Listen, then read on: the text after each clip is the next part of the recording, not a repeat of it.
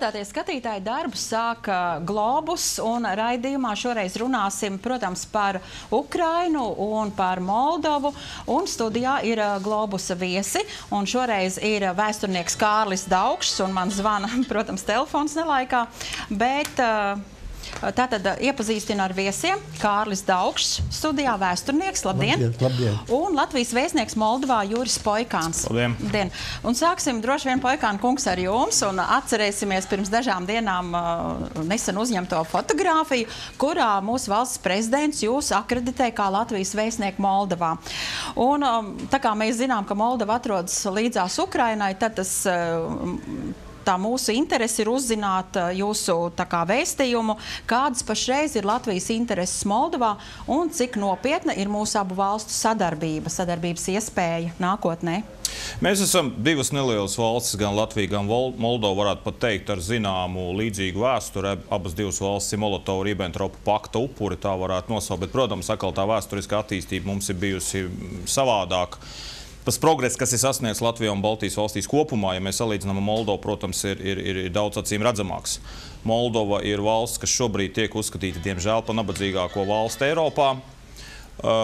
Valsts ir, varētu teikt, šobrīd atrodas savas ģeopolitiskās izvēles krustcelēs. Novembra beigās notiks vēlēšanas, kuras lielā mērā noteiks, kāds būs Moldovas nākotnes ārpolitiskais kurs. Ja skatāmies uz situāciju Ukrainā, protams, zināmas līdzības starp Moldovu un Ukrainu ir, nestoties uz to, ka tie izmēri, protams, ir savādāki. Tas ir tomēr, zināmā mērā, vājais valstiskums, tās ir ekonomiskās grūtības, tās ir oligarhu dominants lielā mērā par Moldovas iekšpolitisko, varbūt ne tik daudz par ārpolitisko dzīvi. Tā ir minoritāšu esamība, un šajā situācijā Moldovā ir iesaldētais konflikts, kas ir Pārņestra, kurā, starp citu, dzīvo arī liels skaits to pašu ukraiņu. Manuprāt, kas Moldovai šobrīd ir interesanti šajā momentā raudzīties, kā attīstās šī Ukrainas krīze, pareizāk sakot, varbūt kā viņa atrisinās, kādas ir iespējamās implikācijas. Un kas, manuprāt, no Latvijas interešu viedokļa ir būtiski, mēs visi dzīvojam vienā Eiropas kontinentā. Un skaidrs ir tas, ka mēs esam interesēti Moldovas neatkarībā, tālākā pastāvībā, lielākā viņas labklājībā. Un līdz ar to šajā ziņā Moldova nenoliedzami ļoti būtiska ne tikai Latvijai, bet visai Eiropai. Jā, saistībā ar Moldovu, Kārli, varbūt jūs kaut ko piebildīsiet pie teiktā? Ziniet, manuprāt, ka pat laban Moldova ir arī tikpat lielā uzmanības centrā, kā gandrīz tas konflikta risinājums. Jo pēc manām domām viens no mērķiem, kurš pat laban attīstoties tai Krievijas agresijai ir Moldovā, tas ir Ukrainā, ir viens no mērķiem teritoriāli savienot tomēr Pārņestras anklāvu vai eksklāvu. Mēs pat labāk tā nestrīdēsimies par to.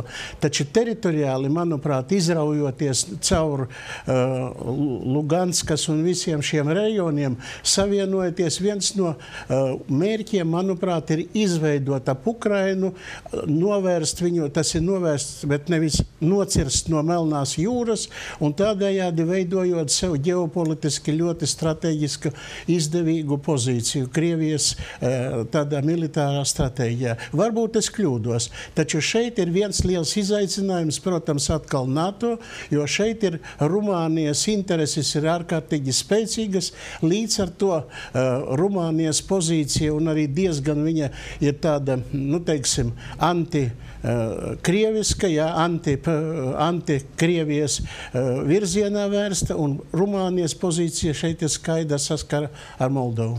Tātad, ja mēs saistībā ar Moldovu pieminām Piedņestru un Rumāniju, tad mēs runājam par šo teritoriju, kādu zinām kopējo saistību, un tā varētu būt tā, ko jūs tikko minējāt, ja? Es viennozīmīgi piekrītu Daugšta kungam, ja situācija attīstās tajā negatīvajā scenārijā.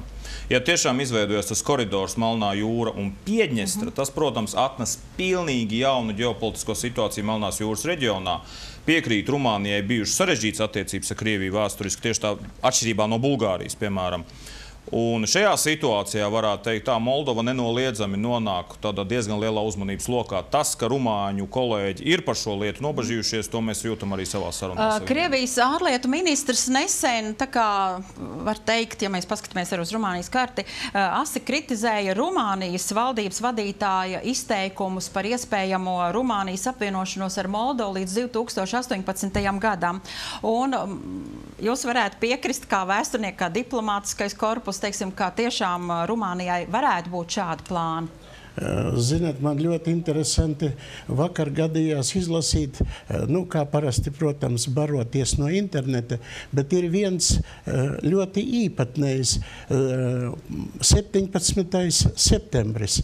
Tas ir Padomju armijas, it kā tas atbrīvošanas karagājiens uz tas ir Rietumu Baltkrieviju un Rietumu Ukrainu, Polijas sagrāve, un, ziniet, parādās tāda doma, ka tas bija ārkārtīgi milzīga kļūda, jo paņēma tās teritorijas, kuras pat laban ir, tā sakot, tur, kur ir nacionalistiskie veidojumi, un tāpēc arī šī ziņā, lūk, tā esot pat kļūda. Tas ir ļoti tāds interesants pavērsiens pat Krievijas tajā sabiedriskajā domā, kad nosoda pilnīgi no pretēja viedokļa visus šos PSRS gājienus 39.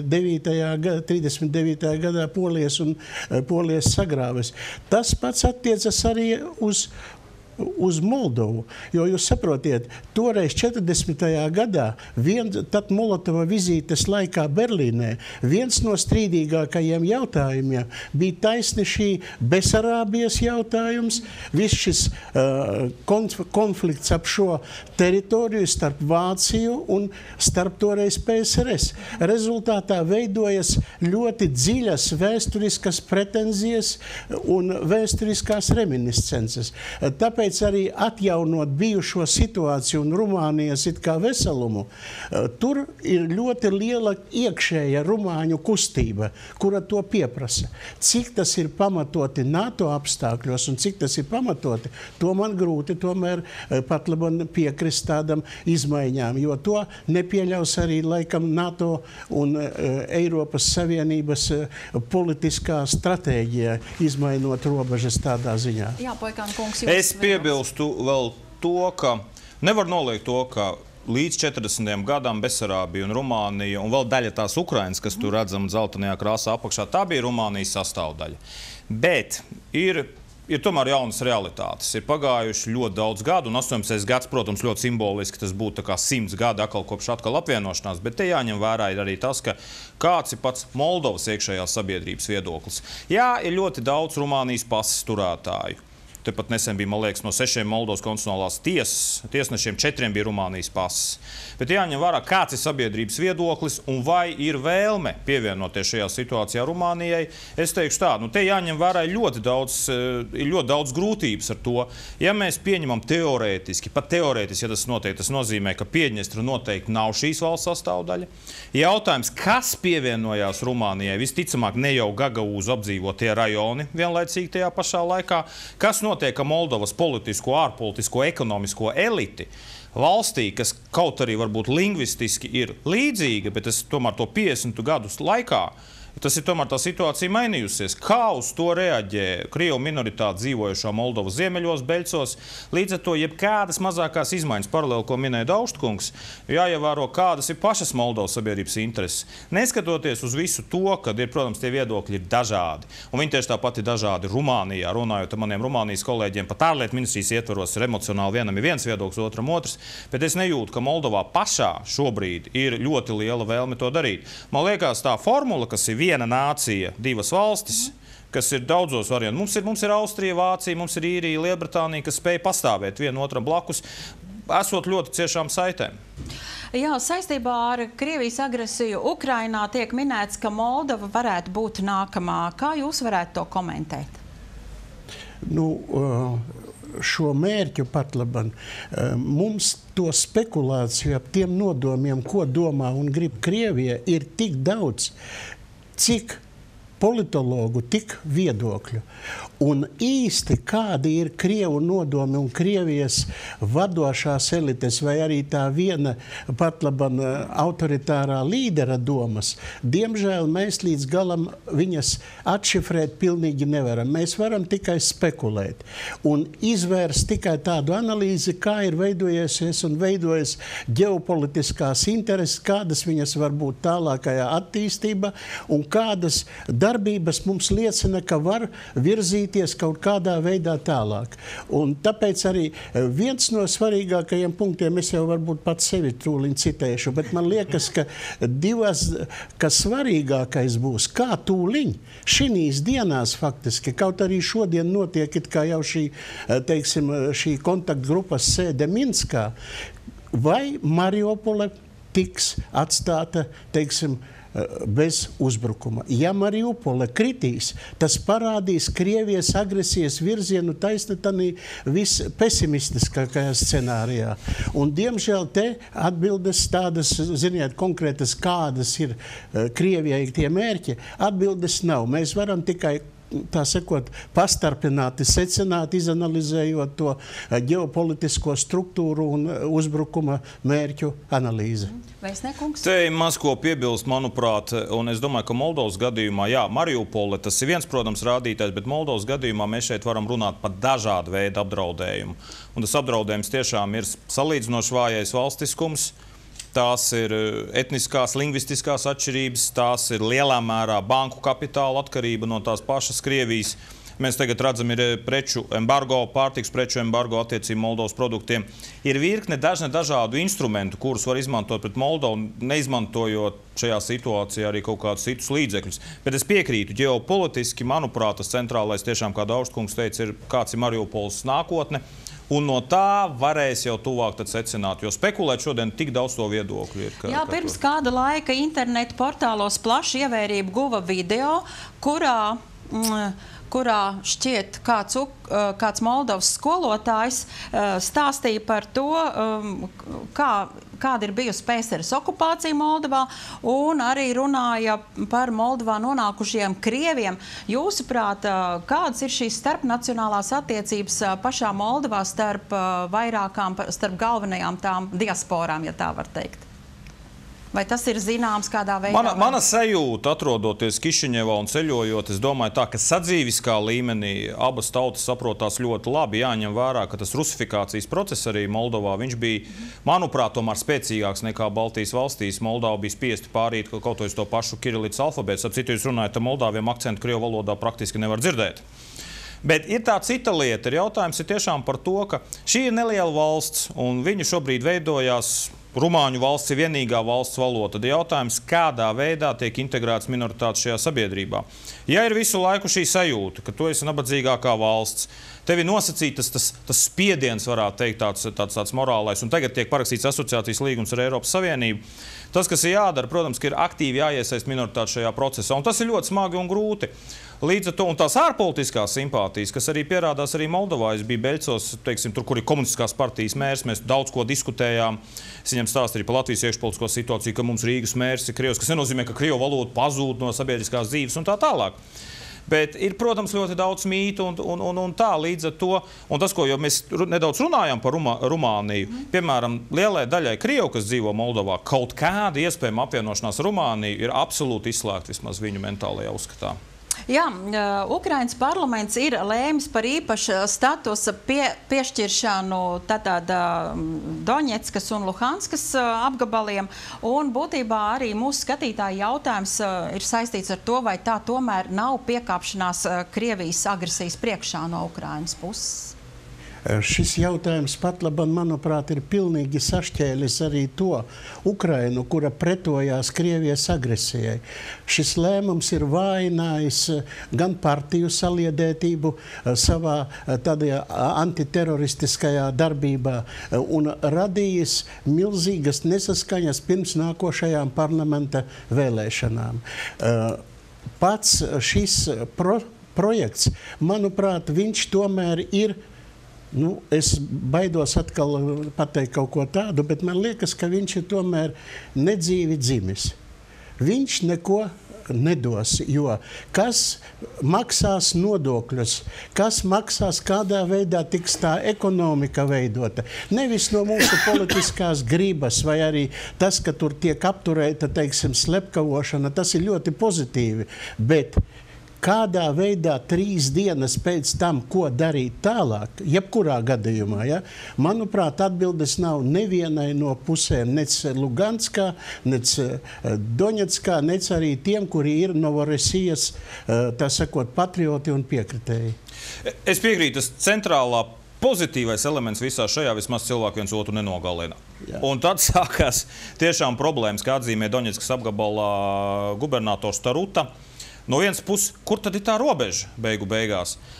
Ukrainas valdība Lucenko kunga personā, kas ir bijušais iekšlietu ministrs, runā par inženieru tehnisko būvju, tur izveidi gar to robežu un tā tālāk, kas liek it kā pieņemt par to, ka tagad tur būs robeža un tagad mēs pierādīsim tam Donbasam ilgtermiņā, ka mēs ekonomiski varam dzīvot labāk. Bet tās ir tiešām tik daudz spekulāciju, kas tagad paralizē savā ziņā tomēr to iekšpolitisko vidi Ukrainā un arī līdz 28. oktobra vēlēšanām. Un tomēr galu galā tas ir bijis Ukrainas valdības lēmums. Vai tas ir noticis vājuma vai stipruma vai kādā citā brīdī, Ukrainas valdība piekrita pirmkārt pārcelt asociācijas līgumu ieviešanu ar 16. gada 1. janvāru. Viņi piekrīt šīm izmaiņām. Es pieļauju, ka tā situācija, kas ir valstī, viņa tiešām ir ļoti smaga un traģiska. Jaceņuks pats minēja, ka dienā viņi notērē 80 miljonu grivnu, kas ir vairāk miljonu eiro, vienkārši uz karadarbību, kas Ukrainas valdībai faktiski ļoti nepanāsam nasta.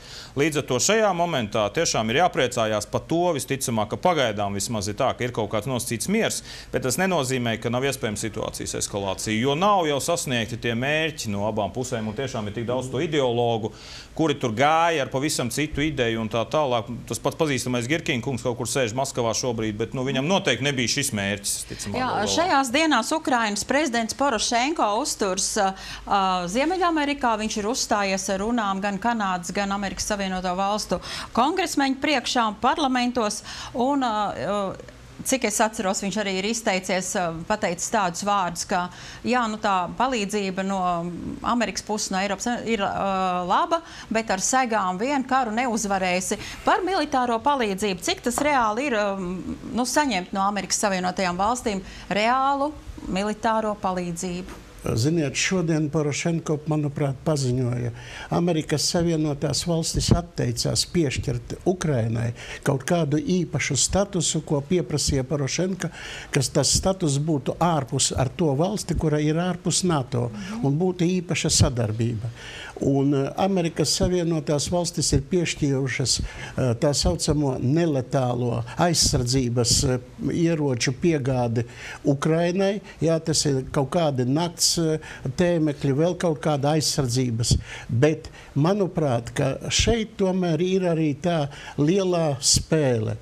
Ukrainas jautājums netiek lemts Porošenko un Baraka Obamas sarunās. Tā ir ārpolitika, bet tiek lemts tomēr tajās sarunās, kuras notiek starp Maskavu un Vašingtonu. Pie tam jāsaka, ka kādreiz tāds Krievu vēstnieks Amerikas Savienotās valstīs Dobriņins, viņš toreiz izveidoja tā saucamo slēgto diplomātisko līniju.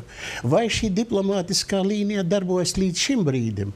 Kādas ir tās slepenās sarunas starp divām lielvalstīm par Ukrainu? Diemžēl arī īstas skaidrības līdz galam nav. Porošenko ir tomēr saņēmis morālu atbalstu, milzīgu morālu atbalstu gan no sabiedrības, gan no kongresa, gan arī no prezidenta. Kā tas, tā sakot, rezultēsies tajā riktīgajā naudiņas lietā, to es nevaru teikt, vienīgi tie 50 miljoni, kas pat labam it kā ir piešķirti. Es teiktu, ka Ukrainai savs valstiskums un tālākais valstiskums visticamāk būs jāizcīna lielā mērā pašiem. Un tas atbalsts, protams, no rietumiem būs, no Amerikas Savienotām valstīm, no Eiropas Savienības. Kamēr pastāv šī iespēja, ka tas miers kaut kādā veidā tomēr nostiprinās un viņš pēc iespējas paildzinās, es domāju, ka es nedomāju, ka no rietumu puses būs kaut kādi īpaši aktīvi soļi. Tas atbalsts būs Ukrainai, bet galu galā tas, kas attiecās uz valsts sakārtošanu, vai tās būtu reformas vai korupcija, tieslietas un tā tālāk, tas būs jāīsteno pamatā Ukrainas valdībai pašai. tā ir tā situācija, kas ir, un šajā momentā arī ir jāsaprot tomēr tas, ka no tās pašas ASV vai no NATO puses šobrīd kaut kādā veidā piegādāt kaut kādus, kā to sauc mūsu letālos, teiksim, ieročus, tas automātiski kāda veida tas iespaidu rada uz tālāko kara darbību, tas tiešām ir atklāti. Bet šobrīd Ukrainai ir kaut kāds brīdis, viņiem ir aktīvi jāstrādā, katru dienu jādomā, kā nosiprināt savu valsti. Nesen Ukrainā notika NATO mācības, un daudzi vairāk eksperti, jau arī zināmi pasaules, teiksim, sabiedrībā eksperti, tās ir nosaukuši par provokācijām. Vai jūs tam piekrītat? Tās nav provokācijas, jo tās mācības saistībā, Ukraina bijusi NATO Partnership for Peace dalībniece, tās mācības ir notikušas iepriekš, ja tas nemaldos Ļvovas apgabalā, vienā poligonā. Protams, jautājums ir tagad tas vēsturiskais konteksts, kad ir kara darbība, bet es nedomāju, ka tā ir kaut kāda veida provokācija. Tā NATO-Ukrainas sadarbība ir bija un skaidrs viņa arī būs. Un tas, kas šobrīd notiek Ukrainas iekšpolitikā pašā, kur notiek diskusijas par ārpus bloka statusu maiņu un tā tālāk, tas ir jāatstāja Ukrainas sabiedrības ziņā. Viņiem pašiem jāizdomā, ko viņi vēlas un kā viņi vēlas. Protams, ka Krievijas masu mēdīji pat labam ir tik pievērsuši lielu uzmanību šim notikumam, ka pat labam vesels tāds histērisks vilnis ir par to, ka NATO tanki tuvojas Krievijai, jo par ādažiem un par visu pārējo. Jebkura militāra veida darbība, ko veids NATO uz tā saucamās Krievu pelēkās zonas ietekmes teritorijā, tiek uzskatīta par provokāciju no Krievijas puses. Un attiecīgi darbojas arī masu mēdīji. Es pilnīgi piekrītu Poikāna kungam, ka īstenībā provokācijas šeit nav. Taču to uztver masu mēdī un tiek pasniegts, iebarots ļoti kā provokatīva darbība, kura NATO bloku virza, kurš apdraud lūk šo Krievijas drošību. Līdz ar to te ir tāda, manuprāt, vienkārši informatīvā kara viens no elementiem. Kā jūs komentētu, gan jāsteidz Putina saruna, privātā sarunā ar Porošenko izskanējušo to, ka Krievijas karavīri varētu 2 dienu laikā atrasties Baltijas valsts galvaspilsētā Varšavā un Bukarestē. Kāds šis atstāstījums ir, uz ko tēmēts varbūt? Gribu pateikt uzreiz. Es nesevišķi ticu vispār, ka šī saruna ir notikusi. Tāpēc man liekas, ka šeit ir kaut kāda priekš manis kā vēsturnieka analītiķa, mēģinot saprast. Tas ir Porošenko pirms vizītes Amerikas Savienotās valstīs izplatītais paziņojums. Cik tas ir adekvāts, to man ir grūti teikt. Protams, ka Puķina, tā sakot, mēle, viņam ir ļoti veikla, un viņš var arī apsolīt kādu nomazgāt toaletē un tā tālāk. Viņam viss tas ir iespējams. Kāds konteksts, tomēr es pārāk lielu uzmanību un, teiksim, kādu ažiotāžu un tādu alarmistisku situāciju, es tomēr ap šiem vārdiem neveidotu. Es viennozīmīgi piekrītu. Manuprāt, ir grūti komentēt pār it kā kaut kādu notikušu sarunu. Skaidrs, ka jebkāda šāda veida informācija, īpaši Baltijas valstu informatīvā telpā, uzreiz iegūst ļoti lielu atpazīstamību un interesi. Bet es tiešām piekristu, ka mēs nevaram regulāri komentēt kaut kādus izteikumus, nestoties uz Putina kunga tiešām ļoti tādām augstām verbālām spējām. Manuprāt, te jāņem vērā ir tomēr tiešām tas plašākais konteksts, ir informācijas karš. Un tā informācija nereti tiek izmantota viena vai otra interesēs, tādēļ tiešām te ir grūti ko piebilst. Jā, esmu lasījusi, ka Ukrainā diezgan nopietni tiek domāts par austrumu robežas stiprināšanu ar īpašiem nocietinājumiem. Vai tas varētu būt un ietekmēt arī, teiksim, Krievijas plānus straujāk ietikt Ukrainā vai kaut ko mainīt vai kaut kā pievērst Krievijas uzmanību, būt piesardzīgiem? Es domāju, personīgi domāju, subjektīvi domāju, ka viss šis sienas būvniecības plāns ir ārkārtīgi liels iekšējās politikas atsevišķu vadoņu vai darbinieku politikas nostiprinājums. Realitātei nekas tāds nav iespējams un arī tāds netiks veidots. Pats galvenais patlaban ir jādomā par to, kas sargās vai ECO tomēr būs līdzdalība šī Minskas noteikumu realizācijā deklarācija, kur bija teikts, ka viņiem ir jāuzņemas Krievijas un Ukrainas robežas kontrole. Lūk, šeit ir tas pats svarīgākais, manuprāt. Bet sienas būvniecība, es domāju, tā ir tāda samērā utopiska lieta un diez vai tas tiks. Nē, nu, daudzas lietas nāk no Ukrainas valdības, un skaidrs ir, ka tā lēmuma pieņemšana nav noteikti vienkārši. Vēlmi sakārtot teorētiski un praktiski robežu starp Ukrainu un Krieviju ir pilnīgi dabiski. Bet tas ir nenoliedzami ilgtermiņa politikas jautājums. Tas nav izdarāms vienā dienā, un tiešām mums jāpaskatās, kā attīstās situācija tuvākā laikā. Tas skatīsimies, kas būs jāsakārto beigās. Jā, ja mēs skatāmies uz nākotni, tad šodien Minskā notiek kārtējais sarunu rauns par Ukrainas un Krievijas attiecību regulēšanu. Vai jūs domājat, ka būs reāls arī panākums šīm varbūt sarunām, kas šodien notiek? Nu, tā ļoti īsi. Ļoti īsi es teikšu, es esmu skeptisks. Es teikšu, labi, ka cilvēki satiekas. Jā, bet cerība netiek zaudēta uz mierīgi kaut kādu. Nu, labi, grūti prognozēt. Jā, labi. Tas ir pārāk. Jā. Labi, paldies, ka atnācāt pie mums uz raidījumu, un paldies visiem, kas sekoja līdzi. Paldies, visu labu!